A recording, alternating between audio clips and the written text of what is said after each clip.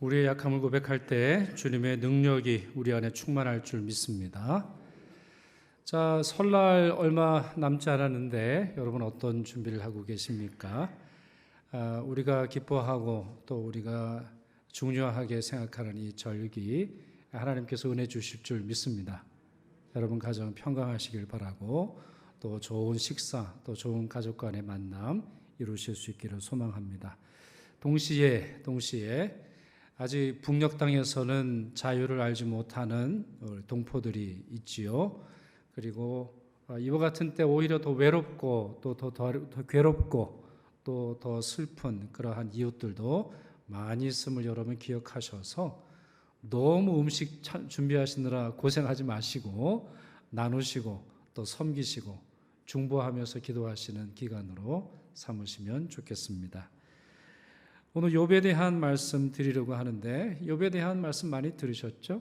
욥은 구약의 대표적인 신앙인입니다. 의인 중에 한 명으로 꼽히고 또 그는 굉장한 거부였습니다. 그러니까 영적으로나 또 생활에 있어서는 하나님으로부터 굉장히 많은 축복을 받은 사람인데 그러나 하루아침에 그 모든 것을 잃어버리죠. 하루아침에 겹겹이 재난을 만나게 됩니다. 처음에는 재정적인 어려움을 겪습니다. 그가 굉장히 많은 가축들을 가지고 있었는데 3,000마리 낙타, 500결이 소, 500마리 암나귀, 일순간에 도적들이 와서 이제 빼앗아 가죠. 그리고는 불이 하늘에서 떨어져서 7,000마리 양, 그리고 수많은 종들이 불에 타 죽습니다. 그것만이 아니죠. 한 집에 모여있던 아들들이 건물이 무너져 몰살하고 말입니다. 재난이 여기서 그치지 않는데 몹쓸 피부병에 걸리고 가족들이 떠나가고 친구들이 와서는 정죄의 말만 퍼붓습니다. 이와 같은 내용이 욥기 1장에서 37장까지 있습니다. 그러니 여러분 친구를 잘 만나야 되겠습니다. 아니 지금 욥이 굉장히 어려운 사정인데 욥을 향한 비난의 말을 지금 2장에서 37장까지 합니다. 야, 이 친구입니까? 네. 사실 멀리 있는 사람들은 이럴 일조차 없죠. 나하고 관계없는 사람들은 뭐 이러한 만남조차 이제 없겠습니다만 가까이 있는 이런 친구들이 자기를 이렇게 정죄하고 비난하게 되면 참 사는 것이 어렵습니다. 재난은 하루아침에 찾아왔지만 정죄는 하루에 끝나지는 않았어요. 자, 그러다가 42장을 보시면 이제 해피엔딩으로 욥기가 마무리를 짓습니다. 1장은 서론과 같은 내용이고 42장은 이제 이 모든 일의 결말이 무엇인지를 설명하는데 그 핵심 내용이 이렇게 되어 있습니다. 욥기 42장 10절 그리고 12절 제가 읽어보면 이렇게 되어 있어요. 여호와께서 욥에게 이전 모든 소유보다 갑절이나 주신지라. 갑절 무슨 말이죠? 2배를 주셨다는 거예요. 여호와께서 욥의 말년에 욥에게 처음보다 더 복을 주시니 그가 양 14,000과 낙타 6,000과 소 1,000결이와 암나귀 1,000을 두었고 이런 말씀이 있습니다. 1장에 나오는 거에 정확하게 2배입니다. 모든 가축들의 수가 그러니 갑절의 은혜를 받은 것을 우리가 확인할 수 있는 것이죠. 욥은 이런 결말을 상상했을까요? 내가 잘 견디면 또 시간이 좀 흐르면 하나님이 2배를 주실 거야. 이러한 예상, 이러한 상상, 이런 기도를 했을까요? 아닙니다. 욥기를 읽어보면 그의 기대, 그의 상상, 그가 소망하고 그가 기도한 것은 훨씬 낫습니다. 29장 말씀을 보실까요? 29장 2절 나는 지난 세월과 하나님이 나를 보호하시던 때가 다시 오기를 원하노라 그랬어요. 이게 욥이 기대한 최대치입니다. 뭐예요? 지난 세월, 행복했던 지난 세월, 문제없었던 지난 세월, 우리 지난날 내 아이들과 같이 식사를 맛있게 하고 같이 제사를 드리고 같이 하나님을 찬양하고 예배했던 과거의 어느 한 시점 많은 것들을 거느리고 사람들과 화목했고 사람들과 좋은 관계를 이루었던 과거의 어느 시점, 그것으로 돌아가면 참 좋겠다, 이렇게 생각한 것이죠. 그러나 하나님의 시점은 전혀 달랐죠. 그때 그 시점이 아니라, 그때 그 사람이 아니라, 그때 그 행복이 아니라 미래에 주어지는 갑절의 은혜, 앞으로 주어질 하나님의 더 큰 풍성한 복을 향해 있었던 것이죠. 11절 이하를 보시면 욥이 누린 갑절의 복이 열거가 되어 있습니다. 첫째로는 떠났던 사람들이 돌아와서 화해합니다. 둘째로 조금 전에 말씀드린 것처럼 미래에 소유한 가축들의 수가 이전에 갑절이 되죠. 그리고 셋째, 7 아들과 딸 셋을 낳습니다. 어떤 분들은 이제 성경 해석에서 질문을 하는데 왜 10명입니까? 20명이 돼야 되는 거 아닙니까? 이런 질문을 하세요. 그러나 우리 가족들의 수를 셀 때도 여러분 그렇잖아요. 우리 가족들 형제가 어떻게 되십니까? 네, 저는 5남 5녀입니다. 그 중에 5분은 먼저 돌아가셨습니다. 우리 이런 말을 하잖아요. 그러니까 먼저 돌아가셨다 할지라도 그 수에서 빼진 않아요. 그런 것처럼 1장에 나오는 자녀들의 수를 더해서 지금 그 다음에 회복기에 낳은 자녀들에까지 해서 갑절이 되는 거예요. 근데 매우 흥미로운 사실은 42장을 보시면 딸들의 이름이 나옵니다. 성경에서 이름이 나온다라고 할 때는 중요하기 때문에 있는 거예요. 그런데 1장에는 아들들의 이름이나 딸들의 이름이 나오지 않는데 42장에는 딸들의 이름이 나와요. 그리고 딸들이 굉장히 예뻤나 봐요. 어마어마하게 예뻤나 봐요. 거기다가 그 딸들에게 욥이 재산을 상속하는, 요즘으로 하면 상속일지 아니면 증여일지는 모르겠습니다만, 여하튼 욥의 딸들도 높임을 받았다라고 하는 내용을 읽어볼 수가 있습니다. 그 정도로 자녀들이 탁월했던 것이죠. 그것이 이제 13절에서 15절에 나와 있고요. 그리고 마지막으로 욥은 140년을 더 삽니다. 140년을. 그리고는 손자 4대를 보는 큰 축복을 경험하죠. 자, 이것이 욥기의 결말입니다. 욥기 42장의 결말이고 욥기 전체의 결말인데, 이 결말이 주는 중요한 교훈이 있죠. 두 가지를 말씀드려 볼까요? 첫째, 끝이 있다는 겁니다. 고난은 끝이 있습니다. 눈물은 끝납니다. 아픔 끝납니다. 전염병 끝납니다. 한숨 끝날 때가 반드시 옵니다. 그리고 주님의 성도들은 갑절의 은혜를 받을 것입니다. 단순히 과거로 돌아가는 것이 아니라 과거 잃어버린 사업 되찾는 거나 과거 잃어버린 어음 되찾는 거나 과거 잃어버린 땅 찾는 게 아니고, 과거의 문제를 해결해서 그때 그 시절로 돌아가는 것이 아니라 미래에 약속되어진 은혜를 누릴 것입니다. 자, 이것이 42장 결론의 중요한 교훈이에요. 스가랴서에도 이런 말씀이 있습니다. 또 너로 말할진대 내 언약의 피로 말미암아 내가 내 갇힌 자들을 물 없는 구덩이에서 놓았나니 갇혀 있으나 소망을 품은 자들아, 너희는 요새로 돌아올지니라. 내가 오늘도 이르노라. 내가 내게 갑절이나 갚을 것이라. 이렇게 말씀하셨어요. 자, 중요한 구절을 보시죠. 12절. 갇혀 있으나 소망을 품은 자들아. 자, 어떤 상황이에요? 힘겨운 상황이 있는 거예요. 네, 문제가 해결된 게 아니에요. 고단함이 있고 고통이 있고 시련이 있고 재난을 겪는다 할지라도 소망을 잃어버리지 말라는 거예요. 왜요? 주님의 약속이 있으니까. 너희는 요새로 돌아올지니라. 다시 잃어버린 땅으로 돌아온다는 거예요. 쫓겨났던 자기 고국으로 돌아온다는 거예요. 그러면서 주님이 이런 말씀하시죠. 내가 오늘, 그 다음 뭐라고 되어 있어요? 오늘 도 이르노라 그랬어요. 네, 오늘만 이르노라가 아니고 오늘 이르노라가 아니라 오늘 도 이르노라 이랬어요. 하나님이 계속 말씀하셨다는 거 아니에요? 오늘도 이르노라, 오늘도 이르노라. 반복해서 말씀하셨던 주님의 약속이 이거라는 거예요. 무엇입니까?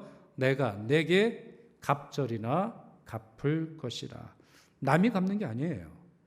내 돈 뺏어간 사람이 갚는 게 아니에요. 그건 갑절이 될 수 없어요. 주님께서 모든 것들을 2배로 갑절로 갚아주신다는 것입니다. 자, 이것이 성경의 가르침입니다. 이것이 고난을 당할 때 우리가 소망을 잃어버리지 말아야 할 이유가 되는 것인데, 사랑하는 응암교회 모든 성도 여러분, 이러한 소망을 품으시길 바랍니다. 그리고 이와 같은 복을, 이와 같은 미래의 복을, 이와 같이 지금은 보이지 않는다 할지라도 주께서 예비하신 복을 받는데 부족함 없는 여러분 되시기를 축원합니다. 자, 그런데요, 이와 같은 결말이 아무 과정 없이 하늘에서 그냥 뚝 떨어진 것일까요? 자, 이와 같이 모든 고난은 결말이 있다.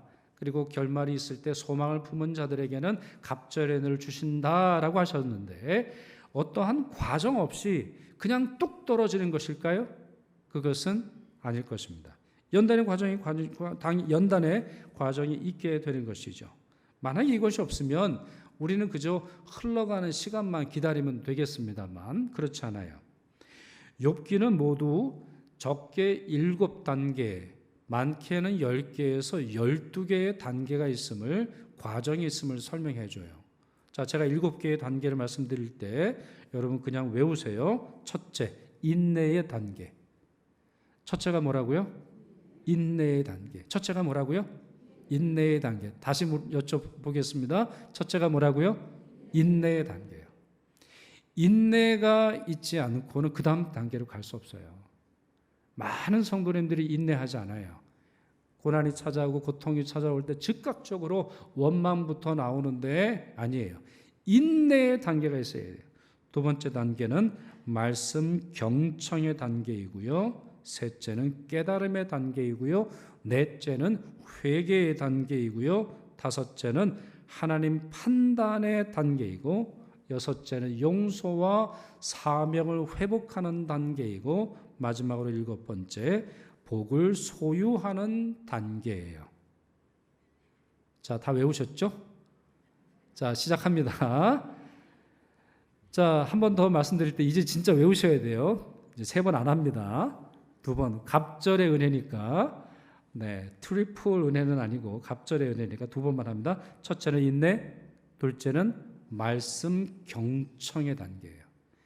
여러분, 인내의 기간에 말씀을 많이 들으세요.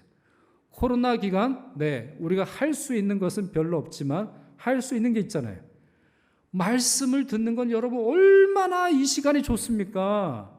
말씀을 경청하는 단계가 2번째. 셋째, 깨달아야 돼요. 넷째, 회개해야 돼요. 5번째, 하나님이 판단하실 때까지 기다려야 돼요. 6번째, 용서하고 사명을 회복하고, 7번째, 그 복을 소유하는 단계예요. 자, 그 중에서 이제 2가지만 말씀을 드리려고 합니다. 첫째는 회개예요. 회개의 단계가 42장의 첫 번째 내용으로 다루어지고 있습니다. 42장은 욥기의 결말장이라는 여러 번 말씀드렸습니다만, 그 첫 번째 내용이 1절에서 6절까지 회개의 내용이고요. 6절 말씀 보시죠. 같이 읽겠습니다. 시작. 그러므로 내가 스스로 하나고 티끌과 제 가운데서 회개하나이다 그랬어요. 자, 몇 가지 중요한 단어를 설명해 드리죠. 첫째, 스스로라고 했어요. 회개는 스스로 하는 거예요. 회개는 억지로가 안 됩니다. 회개는 결코 정죄 의식으로 되지 않아요. 회개는 누가 강요한다고 되는 게 아니에요. 뉘우칠 수는 있어요. 그리고 자기 잘못을 인정하는 것까지는 할 수 있습니다만, 회개의 중요한 의미는 돌아서는 거거든요. 잘못된 것으로부터 돌아서는 거예요. 죄와 허물과 실수와 과오로부터 돌아서는 거예요.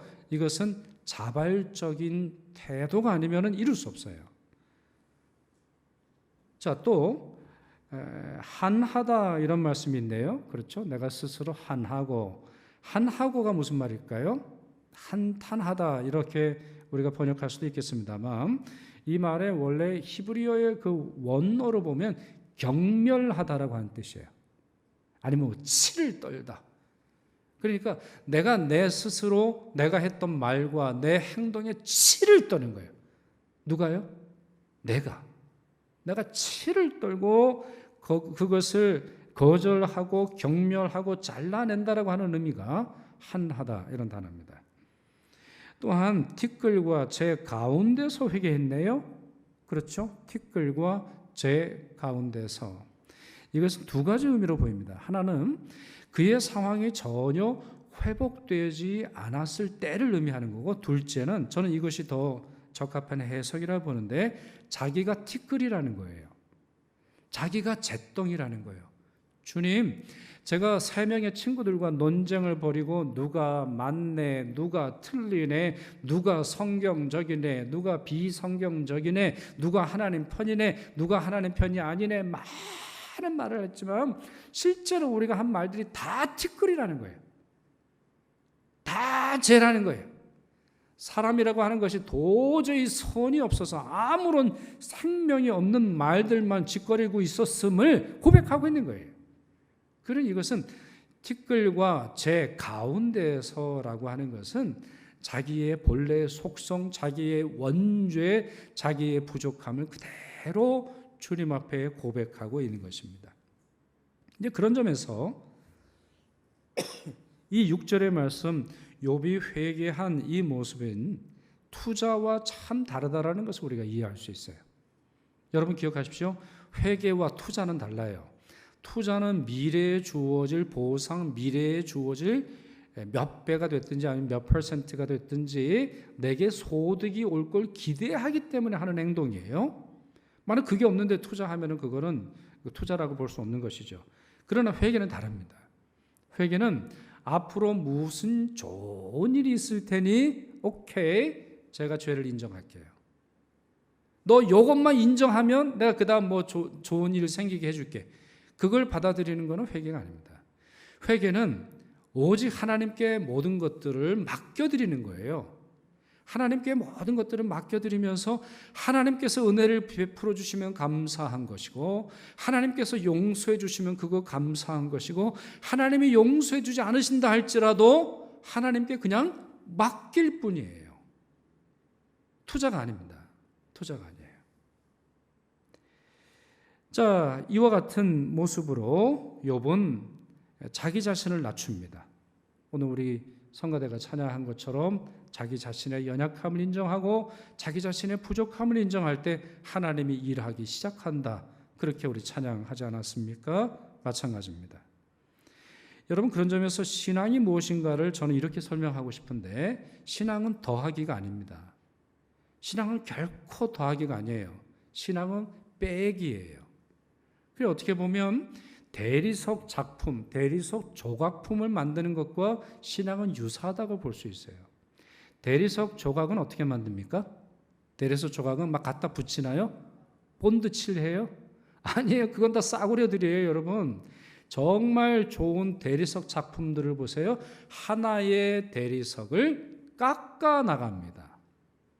잘라 나갑니다. 파편 아까워하지 않습니다. 걸작품을 만들기 위해서 포기합니다. 경멸합니다. 내려놓습니다. 비워냅니다. 비워내는 과정이 예술 작품의 과정이에요. 신앙도 마찬가지예요. 내 것 그대로 가만히 안겨. 내 안에 이생의 자랑과 육체의 정욕이 드글드글한데 하나님 저에게 갑절의 복을 주십시오. 원할 수 있어요? 없지요. 도저히 논리적으로 성립되지 않는 거예요. 그러니 내려놓음으로부터, 회개로부터, 내 자신을 포기하는 것으로부터 우리는 주님의 은혜를 받을 공간을 넓혀가는 거예요. 여러분, 회개는 결코 손해보는 것이 아니에요. 아까 투자가 아니다라고 말씀을 드렸습니다만 죄인의 입장에서는 정말 너무나 당연한 거죠. 그거 가지고 있어봐요. 구원 받습니까? 여러분, 그거 가지고 있어봐요. 여러분 행복해요? 우리 안에 죄가 가득하고 우리 안에 탐심이 가득하고 우리의 세상에 정욕이 가득한데 그거 가지고 구원을 받아요? 못 받거든요.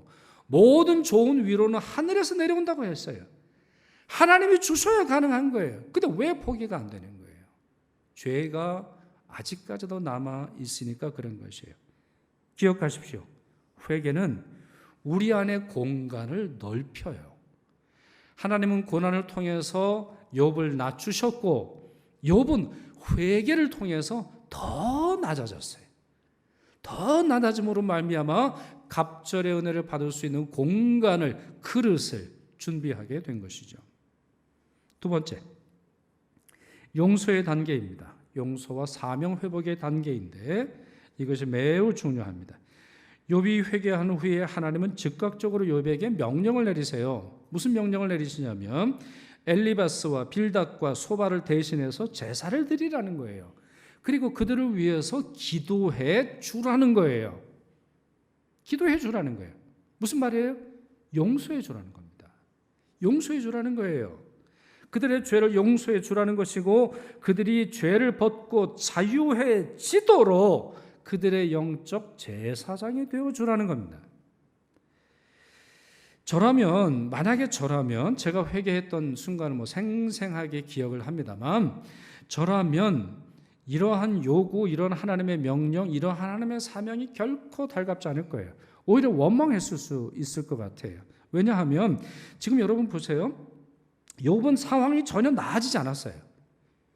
욥의 피부병은 전혀 나아진 게 아니에요. 욥의 배고픔 사라진 게 아닙니다. 누가 와서 물 한 잔 주지 않았어요. 누가 와가지고는 제사를 드리려고 할 때 욥 그래도 몸은 좀 씻어야 되겠죠.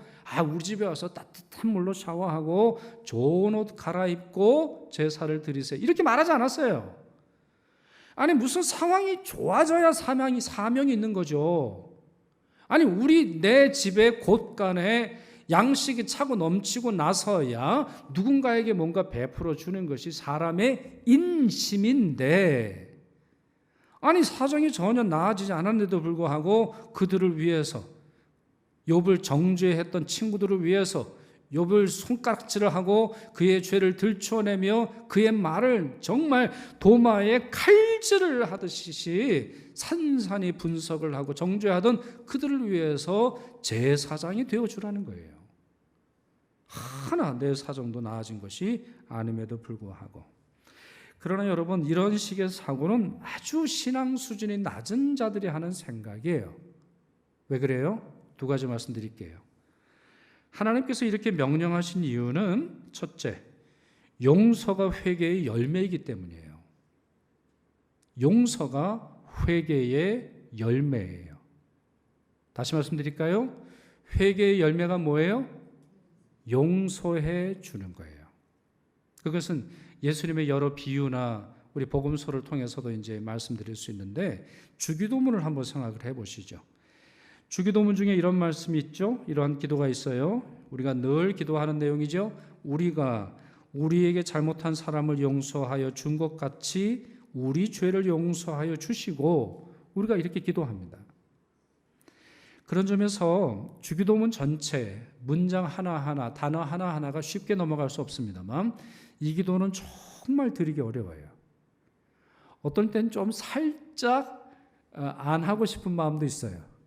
예를 들어서 아내랑 한번 대판 싸웠다거나 아니면 애랑 한번 싸워가지고 너 그래가지고 앞으로 인생을 어떻게 살려 그래 이렇게 말하고 나면 우리 부모님의 마음이 참 무너져 내릴 것 같죠.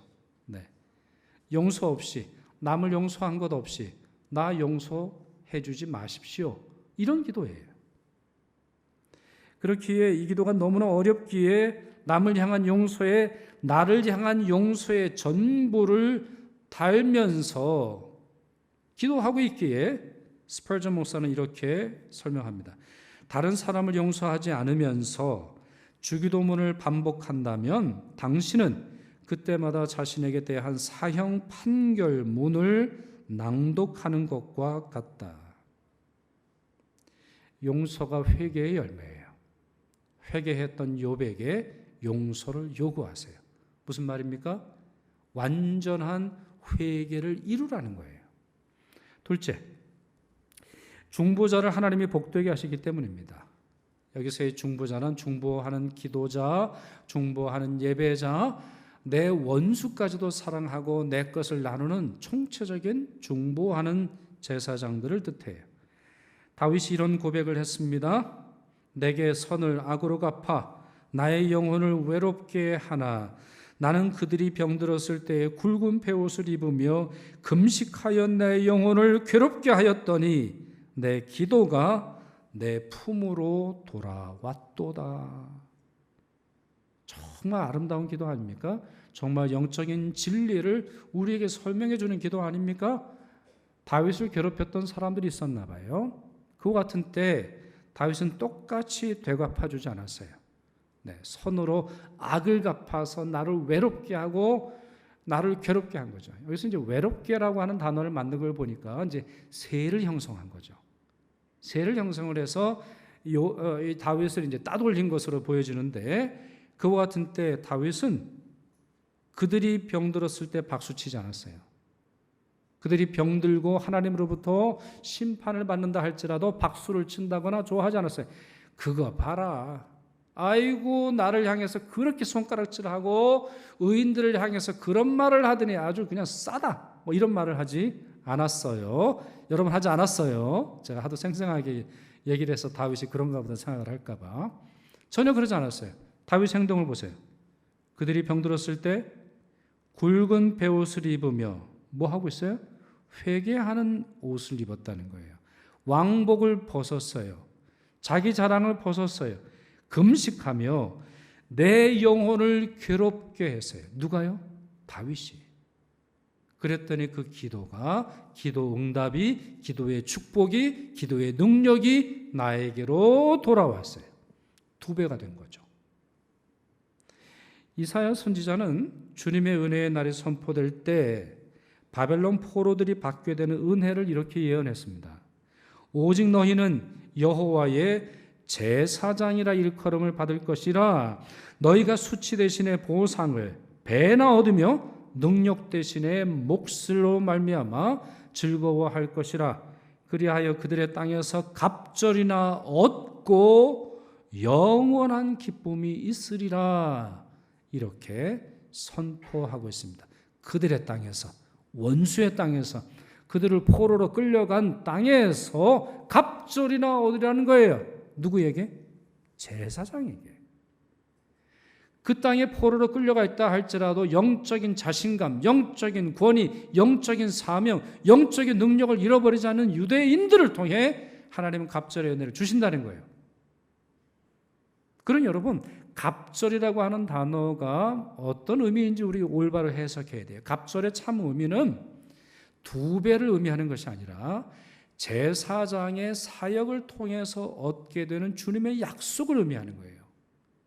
제사장들, 힘들고 어렵지만 자기 자신을 먼저 돌볼 수 있지만 자기의 전 재산, 자기의 전체의 돈, 자기의 시간, 자기의 재능, 그거 뭐 자기 거니까, 그거 내 거니까 내 마음대로 쓰고, 나를 위해서 쓰고, 내 아이들 쓰고, 내 자녀들 남겨주고, 나 사랑하는 사람들에게 선물 보내는데 다 쓰지 않고 원수를 향해서, 낮은 자를 향해서, 약한 자를 향해서, 고통당하는 자를 향해서 제사장이 되는 마음으로 흘려보내고 나누고 사용하고 아낌없이 구워주는 사람을 향한 하나님의 보상이라는 거예요. 하나님의 은혜라는 거죠. 욥의 경우도 바로 이 경우에 해당되지 않습니까? 이미 읽었습니다만 10절 같이 읽겠습니다. 욥이 그의 친구들을 위하여 기도할 때 여호와께서 욥의 곤경을 돌이키시고 여호와께서 욥에게 이전 모든 소유보다 갑절이나 주신지라. 때가 분명히 기록되어 있죠, 여러분. 어느 때예요? 기도할 때. 기도할 때, 기도할 때, 중보자가 되었을 때, 내 사정도 어렵지만, 내 처지도 고통스럽지만 남을 돌아보며 기도해주고 사랑을 나누고 용서해 줄 때 그의 고난을 돌이키사 갑절이나 주셨다 말합니다. 물론 여기에는 이제 해석이 좀 필요한데, 이 기도할 때를 조건부로 해석을 할 거냐, 아니면 시기로 해석을 할 거냐, 아니면 이 시기는 어느 정도의 기간일 거냐, 이거는 좀 해석이 필요합니다만 이 두 개의 관계가 명백하다라고 하는 것은 10절 말씀이 우리에게 확실히 설명해 주고 있습니다. 지난주일 설교 기억나시죠? 저는 지난주일의 설교에 이어서 두 번 이 회개와 관련된 주제를 여러분에게 설명드리고 있는데, 예수님에게 어떤 사람들이 찾아왔죠. 그래서 남 이야기만 했다는 것 여러분 말씀드렸죠. 빌라도가 어떻더라, 갈릴리 사람들이 어떻더라. 그러나 주님의 관심은 어디 있었어요? 너희가 회개해야 돼. 남 이야기, 남을 정죄하고 남 손가락질을 하고 남에 대한 뉴스에만 귀 기울이는 너희야말로 회개할 대상이야.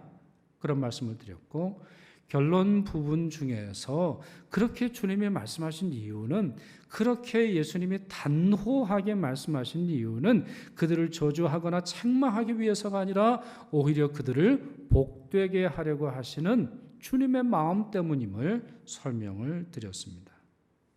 이제 그 말이 이해가 되십니까? 왜 예수님이 여러분을 향해서 끊임없이 회개를 요구하시는지. 우리는 주님이 회개하라 그러시면 아휴, 주님 또 회개를, 뭘 회개할 게 있다고 또 말씀을 하시나, 이렇게 변명을 합니다만 주님은 너무나 안타까우신 거예요. 회개해야 되고, 회개를 통해서 그릇을 공간을 만들어야 하고, 진정한 회개인 용서, 진정한 회개의 열매의 용서를 통해서 회개의 결말로 나아가야 하는데, 그와 같은 사정에 이르지 못하는 우리를 안타깝게 여기시는 것이죠.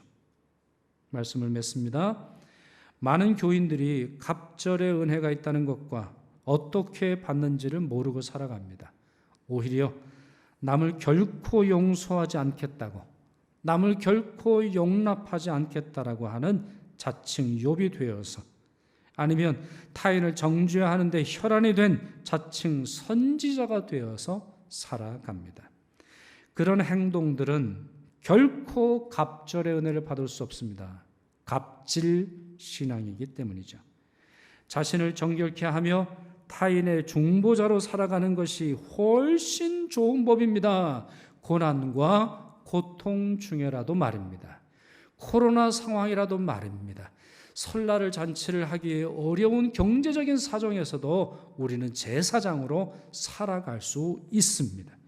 그렇게 해야 갑절의 복을 받을 자격을 얻습니다. 이러한 은혜와 복을 받으시는 여러분 되시기를 축원합니다. 기도하겠습니다. 사랑과 자비의 아버지 하나님, 선한 말씀, 진리의 말씀을 들려주시니 감사드립니다. 욥의 신앙을 저희도 본받게 하옵시며, 고난과 재난 중에도 하나님을 원망하지 않으며 자신의 죄를 깨닫고 진심으로 회개하고 이웃과 대적자들을 위해서 기도하는 제사장으로서의 사명 순종케 하여 주시옵소서. 그리하여 회개의 열매를 맺으며 하나님이 원하시는 갑절의 복을 받고 누리게 하여 주옵소서. 유일한 소망 되시는 예수 그리스도의 이름으로 기도드리옵나이다. 아멘.